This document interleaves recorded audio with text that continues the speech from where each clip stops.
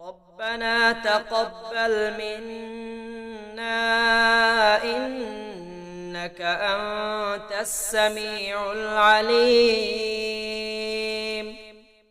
ربنا واجعلنا مسلمين لك ومن ذريتنا أمة مسلمة لك وأرنا مناسكنا وتب علينا إنك أنت التواب الرحيم.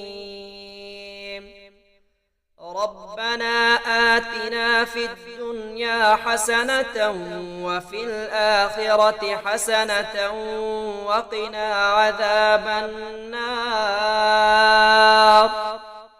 ربنا أفرغ علينا صبرا وثبت أقدامنا